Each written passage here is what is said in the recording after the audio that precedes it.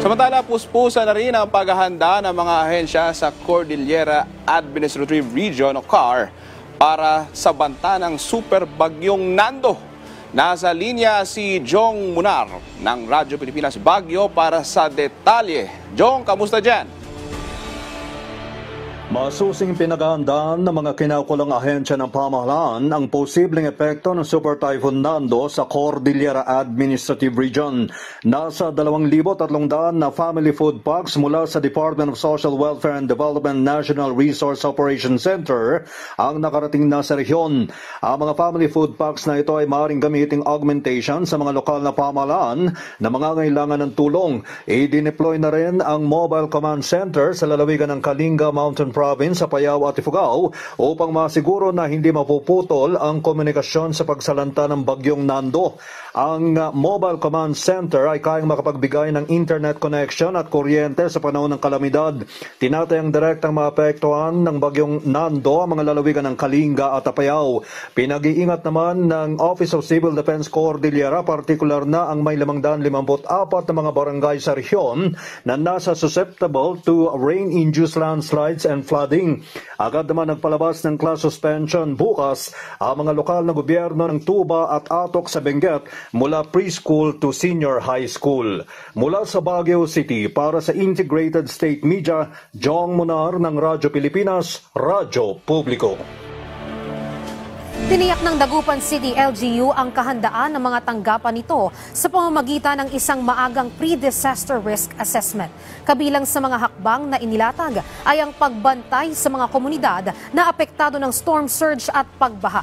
Nasa linya ng telepono si Ricky Kasipit ng Radyo Pilipinas Dagupan para sa detalye. Ricky. Sinigurado ng pamahalaang panlungsod ng Dagupan ang kahandaan ng lahat ng tanggapan nito sa pamamagitan ng maagang pre-disaster risk assessment meeting. Isa sa mga inilatag ng City Disaster Risk Reduction and Management Office ang mga kakailanganin upang masigurado ang kaligtasan ng mga residente kasama sa binabantayan ang mga komunidad malapit sa karagatan at mga residenteng naninirahan sa low-lying communities dahil na rin sa banta ng storm surge at pagbaha.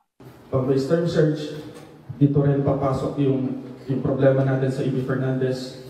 Possible na yung tubig na nanggaling dyan sa Karanan, pagbabackflow going sa mga central business district natin. Kaya it will be helping the market. Hiningi naman ng LGU Dagupan City ang tulong ng Dagupan City Schools Division Office upang mabuksan lahat ng evacuation centers para pansamantalang tuluyan ng mga ililikas na residente. Mahigpit ding babantayan ng mga otoridad ang pagbabawal sa pagligo at pagpalaot sa dagat ng mga residente at mga mangingisda kapag nagsimula ng maramdaman ang epekto ng bagyo. Sana tuloy-tuloy na alert tayo sa lahat ng lugar na mataas ang tubig kasama ang CDRPC upang alam natin kung ano pa yung mga programs na dapat natin gawin pag may mga emergency na kailangan to rescue o kaya kailangan na support. Bagamat buong araw na naranasan ang mainit na panahon sa lungsod ay patuloy na nakaantabay ang mga tanggapan ng pamahalaan sa lungsod sa posibleng epekto